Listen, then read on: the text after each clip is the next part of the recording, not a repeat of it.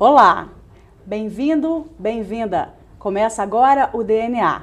Eu sou Fabiana Silbor e trazemos para você um programa muito especial. Você vai gostar de assistir. Aqui está comigo Paulo Miranda. Ele é arquiteto, urbanista, é também professor, artista plástico e coordenador do MADA, Museu de Arte Decorativa de Uberaba. Bem-vindo. Obrigado, Fabiana. É claro que você sempre teve essa característica de fazer muitas atividades, mas qual foi o primeiro momento que você percebeu que você tinha esse feeling artístico, que seria essa a sua grande ideologia de vida? Olha, eu acho que para todo artista, no meu caso foi assim, a gente percebe logo na infância, eu acho, né? Quando eu sou de uma família de pessoas da roça, né? Vamos dizer assim, do interior, do sítio mesmo, né? Minha família morava no sítio. E quando eu era menino, eu lembro do meu 5º aniversário, né, vamos dizer assim, e eu gostava muito, como a gente tinha um quintal muito grande, eu brincava muito na roça com as coisas que a gente encontrava por ali. E eu sempre gostava de pegar materiais, madeiras, vamos dizer assim, e pintar as madeiras, decorar as madeiras com pintura. Desde menino fazia isso, então eu acho que vem daí, né? Você já se descobre, você não sabe bem o que é isso, vamos dizer assim, mas você já tem aí uma veia artística, né? Você já começa a apontar os caminhos na infância, eu acho. Comigo foi assim. Paulo, as pessoas que hoje, assim, né, criam os netos, muitas vezes elas reclamam, falam, antigamente eu brincava de chuchu, eu pegava lá um legume e fazia um bichinho, o milho era uma boneca, a gente tinha na roça essa vontade de estar no meio ambiente, de brincadeiras, assim, e são pessoas muitas vezes sensíveis, que têm uma vontade cultural, né, gostam. Você acha que influencia? Que isso era importante e deve ser resgatado? Qual que é a sua opinião sobre isso? Olha, eu acho assim que é complicado o resgate, vamos dizer assim, na totalidade disso, mas eu acho que isso influenciava muito na formação do ser humano. Eu acho que o menino a criança que conviveu numa fazenda, por exemplo, com os animais ou com a natureza mais próxima, ela aprende a respeitar mais o próximo, a respeitar o mais velho, a respeitar o animal, entendeu? E ter um respeito mútuo pela natureza, né? Você se respeita, você respeita a natureza e convive com ela e ela te traz os benefícios. Eu acho que nisso a formação era muito melhor, né? Hoje em dia já é mais complicado, porque as coisas, vamos supor, você fazer um brinquedo do chuchu, por exemplo, ou da espiga de milho, você desenvolve muita criatividade, você encontra aquilo na natureza e a partir daquilo você imagina. Hoje não, muitas coisas já chegam prontas. Porque a imaginação é o forte. A imaginação. Né? E assim, uma coisa também, dentro disso que a gente está conversando, me parece que essa vontade crescente do artesanato vinha dessa imaginação, dessa coisa da pessoa que estava lá, distante do centro urbano, e imaginava coisas que poderiam ser utilizadas, e sem o recurso de ter um forrinho pronto, ela tecia aquilo, e sem o recurso de encontrar, por exemplo, uma panela para ela utilizar lá, que ela comprasse no armazém, ela fazia uma de barro, permitia novas criações. Claro, eu acho que isso era a grande veia criativa da pessoa. Eu acho que até uma dona de casa, vamos dizer assim, na fazenda, ela é mais criativa, né? Porque ela tem que lidar com isso, né? Ela tem que lidar, que ela não tem tudo pronto, né, na mão. Então ela tem que tentar tirar daquilo, da onde ela vive, a maneira dela sobreviver, dela fazer o que ela tem de fazer, o dever dela de casa. Então isso eu acho que influencia. A criatividade brota aí. Eu acho que na fazenda, a criança, o adulto, ele sempre está lidando com isso. Para que nós possamos conhecer um pouco mais sobre a sua história, né, e todas as suas vontades, muita gente em casa já conhece, muita gente está conhecendo agora, você é um estudioso, você sempre se dedicou a entender bem os princípios, né, dessa construção da arte nos seus diversos modos. E o artesanato, ele está cada dia mais sendo foco de empreendedorismo. As pessoas investem no artesanato como uma forma de lucratividade das famílias, de crescimento das famílias financeiramente.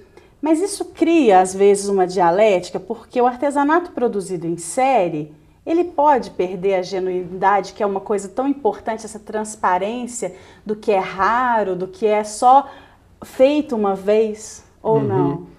Perde, eu acho que perde totalmente. Principalmente levado às últimas consequências, como ultimamente são levadas, né, as coisas. Eu acho que o artesão, no caso, né, que a gente está dizendo, ele desenvolve um trabalho intuitivamente, pela criatividade dele, é a vivência dele, da infância, de tudo. A vida dele influencia no trabalho dele.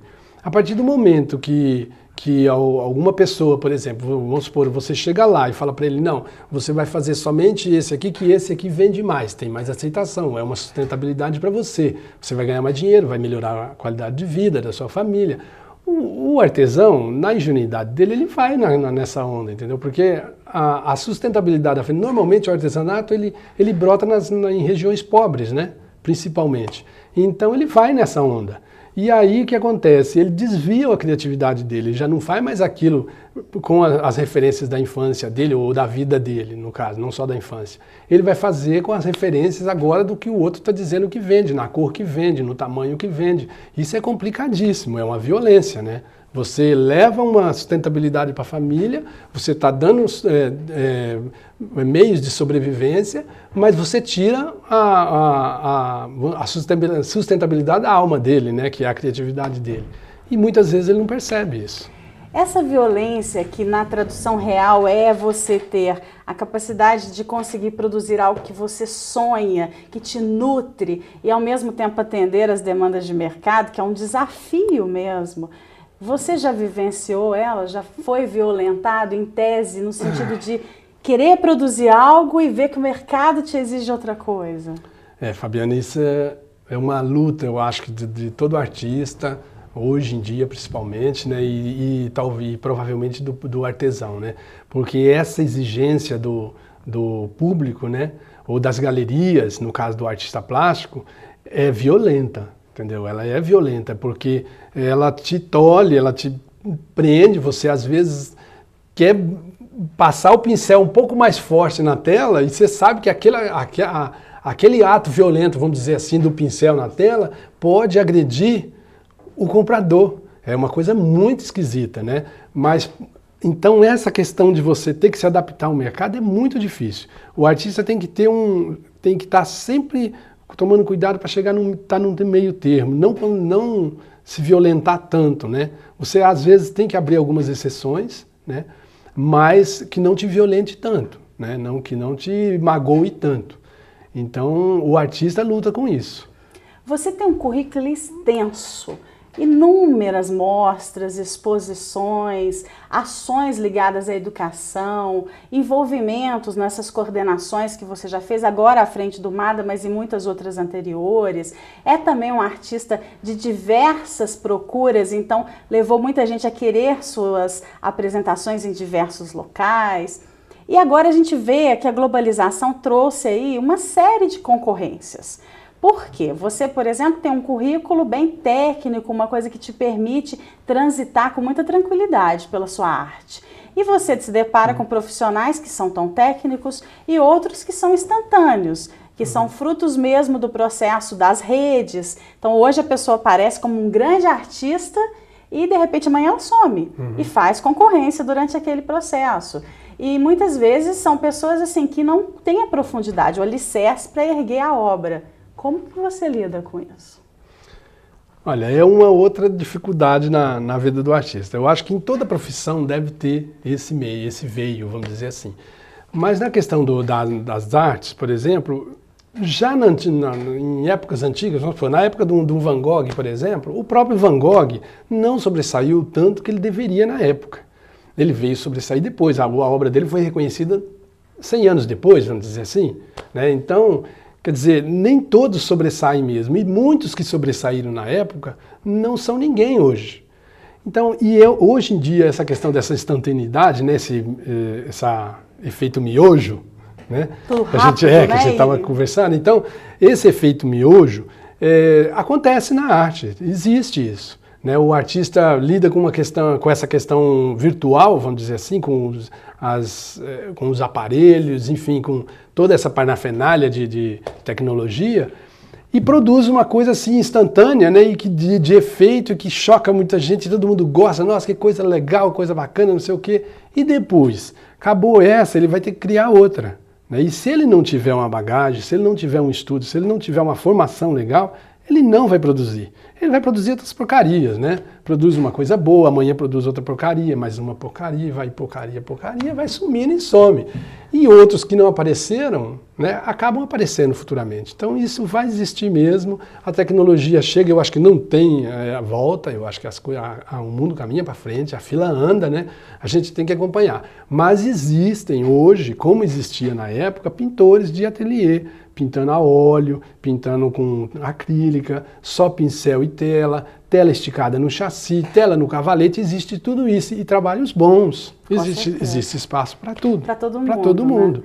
Né? Então, é muito importante aqui o seu alerta para a gente ter novos olhares, né? Olhar para cima, ver uma arquitetura diferente de uma cidade, olhar para os cantos e perceber essa arte, se informar, se educar sobre o que é o processo cultural para valorizar, né, da maneira que ele merece ser valorizado. Muito bom que você tenha vindo aqui para nos trazer tudo isso e sempre nos deixar à tona dessa vontade de sermos mais culturais e artísticos. Muito obrigada. Obrigado você, Fabiana. Eu agradeço demais o espaço.